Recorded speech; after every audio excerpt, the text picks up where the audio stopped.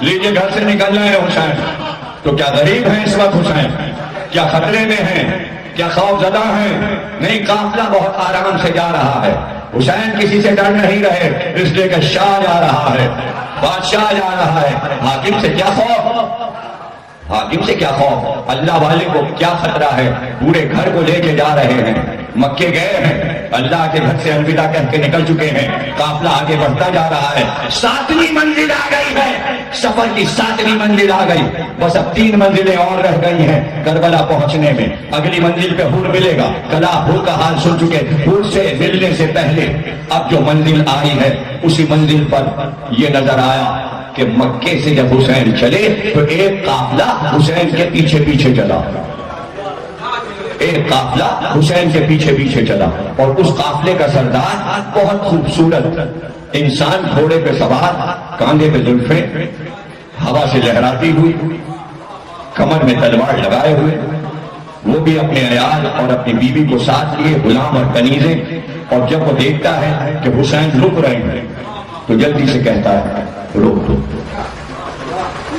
لیکن فاصلہ کم سے کم آدھے میل کا ہوتا، اور وہ کہتا ہے سردار کے ایسے لگانا قافلے کو، خیموں کو روکنا تو اس طرح ادھر والے ہمیں دیکھ نہ سکیں۔ بات سمجھ میں نہیں آ رہی کہ تعاقب میں بھی ہے، چھپنا بھی چاہتا ہے اور ساتھ بھی چل رہا ہے۔ یہ منزل جو آئی مکے کے بعد 7ویں منزل، تو جگہ چھوٹی تھی، وادی پتلی تھی، اب جو حسین رکے تو اب اس سردار کے لیے ہوئی مشکل، اب جو لگے خیمے تو آمنے سامنے نظر آنے لگے، جلدی سے خیمے میں چلا گیا، بھوک کا وقت تھا، کھانے کا وقت تھا، دسترخوان لگ گیا، کھانا لگا دیا گیا، بیوی سامنے بیٹھی، شوہر ادھر بیٹھا، کنیزیں پانی لیے کھڑی ہیں، دسترخوان پہ روٹیاں گرم آ رہی ہیں، تنور ساتھ چل رہا ہے، روٹیاں گرم لگ رہی ہیں، گوشت بھونا جا رہا ہے، بڑا سردار ہے، امیر سردار ہے، امیر ہے، غریب نہیں ہے، قافلہ بڑا ہے، بڑے اہتمام سے چل رہا ہے، حج کر کے آیا ہے پیچھے پیچھے حسین کے، حسین بغیر حج کے نکلے ہیں، وہ حج کر کے نکلا ہے، اس لیے فاصلہ ہے۔ تو تم سلامت رہو، موضوع سننے کا تمہیں حق ہے۔ قافلہ پیچھے ہے، حسین آگے، اور یہاں قافلہ ٹھہر گیا، ادھر حسین خیمے سے نکلے،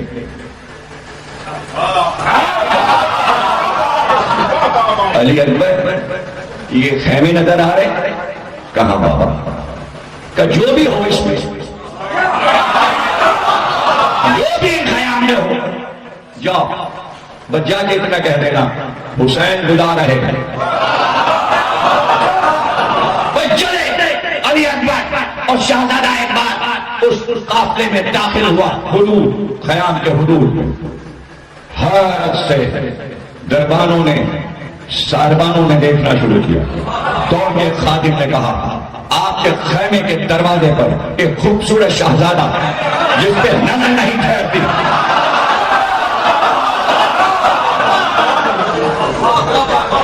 وہ کوئی پیغام لایا ہے، کہ کس کا پیغام؟ کہ وہ کہتا ہے حسین کا پیغام لایا، منہ میں پہلا نوالا لیا تھا، بھئی نوالا منہ میں لینے کے بعد جس طرف آپ نوالا لیں گے اسے گھما کے پھر ادھر لائیں گے، ابھی نوالا منہ میں تھا، دہن جام ہو گیا، جتنے لوگ تھے ایسا لگا سب کے سروں پر تائر بیٹھ گئے۔ بیوی نے چہرہ دیکھا، بیوی کا نام ہے دلہم، اس نے کہا کیا ہوا؟ اتنے تو تم شجاع ہو، اتنے تو بہادر ہو، یہ کیسا پیغام ہے جسے سن کر تمہارے چہرے پہ ہوائیاں اڑنے لگی؟ جاؤ دیکھو کیا ہے۔ گئے دوڑتے ہوئے، نالین نہیں پہن رہے، دروازے پر شہزادے کو دیکھا، دیکھ چکے تھے رسول اللہ، صحابی رسول بھی ہیں، صحابی رسول بھی ہیں، ادھر سے کانوں میں ان کی آواز آئی، میرے بابا حسین نے تمہیں بلایا، واپس آئے تو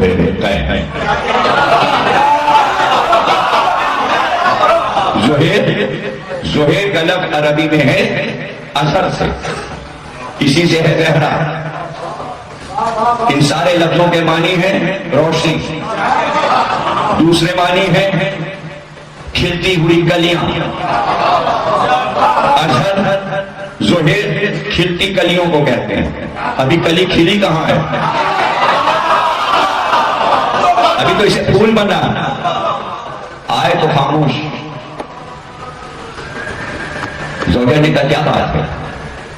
کہا حسین مل جائے، کہا تو جاؤ دیکھو بھائی فرزند رسول بلائے اور تم سوچ میں پڑے ہو، میں تم سے کہتی ہوں جاؤ جاؤ بے دھڑک جاؤ، رکنے کی بات نہیں ہے، سوچنے کی بات نہیں ہے۔ کہ تو کہتی ہے تو میں جاتا ہوں۔ قین ان کے باپ، قین کہتے ہیں لوہے کی زرہ بنانے والے کو۔ ایک ہی جگہ کلیاں، روشنی اور لوہا جمع ہو جائے۔ قبیلہ ہے بجلی، زہیر قین بجلی۔ بجلی ایک قبیلہ تھا یمن کا، ایک مشہور عورت تھی، اس کا نام تھا بجلی۔ اس نے اس قبیلے کو آباد کیا تھا، اسی خاتون کے نام پر اس قبیلے کا نام چلا بجلی۔ لیکن اسی کے پڑوس میں ایک اور یمن میں قبیلہ تھا، اس کا نام تھا نمار۔ نمار قبیلے کی دلہم تھی جو زہیر قین کی زوجہ تھی۔ چونکہ دو بڑے قبیلے ایک ساتھ مل گئے تھے، جب زہیر قین چلتے تو قبیلہ بجلی اور قبیلہ نمار دونوں ساتھ چلتے۔ دو بڑے قبیلوں کے سردار قرار پائے تھے، چھوٹے موٹے آدمی نہیں تھے، بادشاہوں کی شان والے۔ اور بیوی نے کہا چل پہنچے، حسین کو سلام کیا، کہا گئے لوہار اور خیمے کے پیچھے کرو، کچھ بات کرنی ہے۔ لے کر خیمے کے پیچھے گئے، چند سیکنڈ لگے، چند لمحے لگے، واپس آئے تو ہنستے ہوئے، مسکراتے ہوئے، کہاں چہرے پہ ہوائیاں اڑ رہی اور کہاں حشاش بشاش، چہرہ سر خوش خوش خوش، کہ بس گیا مولا اور آیا، گیا اور آیا۔ آئے پردہ اٹھایا خیمے کا، بیوی انتظار ہے۔ اب جو چہرہ دیکھا، کہا رے گئے تھے تو چہرے پہ ہوائیاں ہو رہے، چہرہ زرد ہو گیا، خوش خوش آئے، خوش خوش آئے، مسکرا رہے ہو، خوشی کا یہ عالم ہے کہ چہرہ سرخ ہو رہا ہے۔ کہاں بات ہی ایسی، بات ہی ایسی۔ جاؤ بھائی، یہ جتنی دولت ساتھ چل رہی ہے، یہ سارے ناکے گھوڑے، یہ غلام، یہ سارے قبائل سب تجھ کو دیے اور طلاق دی، گزارے کے لیے کافی۔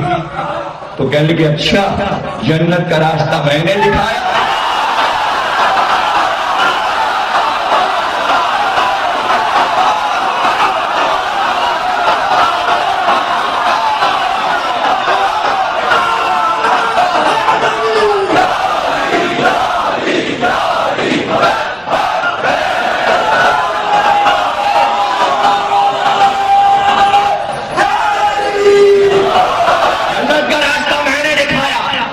اور مجھ سے کہتے ہو میں جاؤں تو وعدہ تو کر لو، جنت تو تمہیں مل چکی، ورنہ تمہاری خوشی کسی دنیاوی مسئلے پہ کبھی ہو ہی نہیں سکتی، میں تمہیں جانتی ہوں۔ تو پھر وعدہ تو کر لو۔ کب وعدہ ہے؟ وعدہ ہے لیکن تو چلی جا، تو چلی جا، کر جاؤں گی تو نہیں، میں بھی اس قافلے کے پیچھے چلوں گی، تم جا رہے ہو جاؤ، میں بس یہ دیکھنا چاہتی ہوں کہاں جا رہے ہو۔ کیوں؟ کہ میں دیکھنا چاہتی ہوں کون سا راستہ ہو کے جنت کو جاتا ہے، بس وہ راستہ دیکھنا ہے، پھر میں واپس چلی جاؤں گی۔ تو جس نے کربلا نہیں دیکھا اسے جنت کا راستہ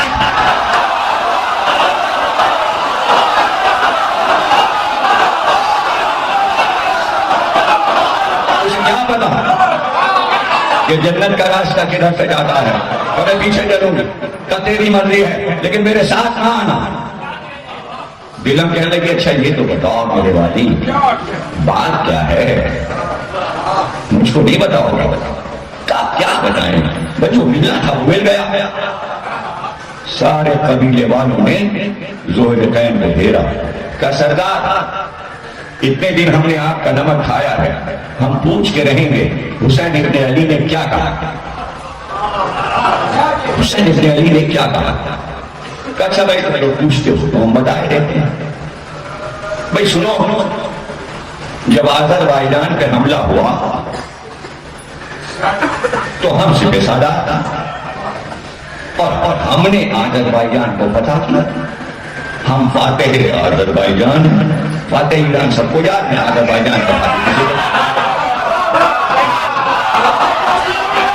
ابھی اپنا ہی نہیں گئے۔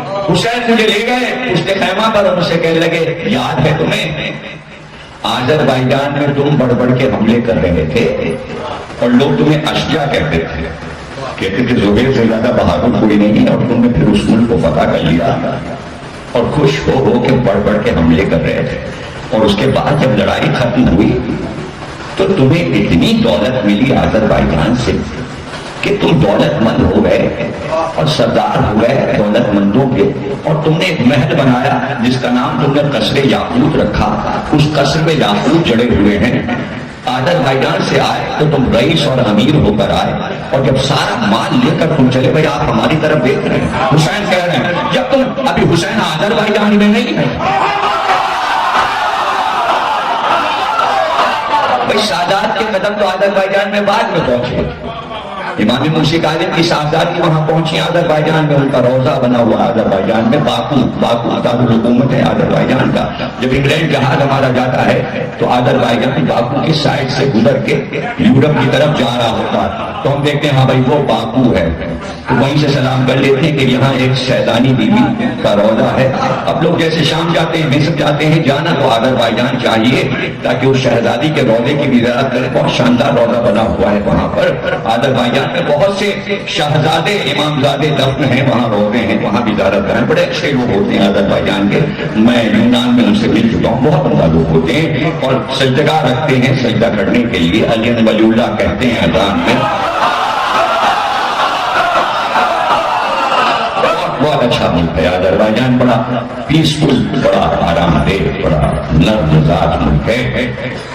تو حسین نے کہا جب تم دولت لے کے چلے پش پہ آج میں امیر ہو گیا، تو سلمان فارسی نے تمہارے قریب آ کر کہا ارے زوہرے اتنی دولت لے کے اتنے خوش ہو کہ کوئی انتہا نہیں، اس وقت کیا عالم تمہارا ہوگا خوشی کا جب تم نبی کے نواسے حسین کے ساتھ کربلا میں لڑو گے۔ تو حسین نے یہ یاد دلایا، مجھے سلمان کا جملہ یاد آ گیا، اس لیے کہ رسول نے کہا تھا ان کے گھوڑوں کا پسینہ خشک نہیں ہوگا کہ وہ جنت میں ہوں گے،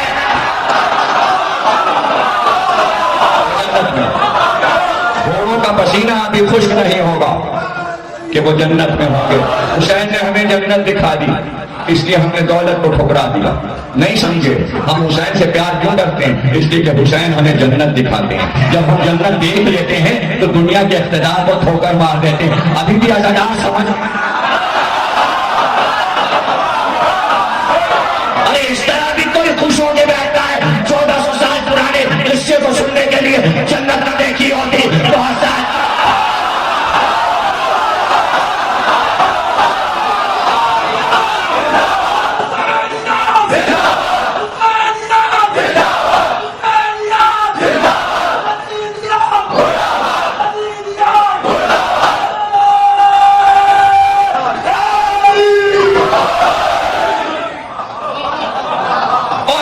منزل پہ حور مل گیا، بات چیت آپ سن چکے، زہر آگے بڑھے کہ مولا ابھی تو یہ 1000 ہے، یہی انہیں مار کاٹ کے ڈالے دیتے ہیں۔ حسین نے کہا زہر ابھی تو آئے، اور پھر ایک جملہ کہا جو کبھی اللہ نے فرشتوں سے کہا، جو ہم جانتے ہیں وہ تم نہیں جانتے،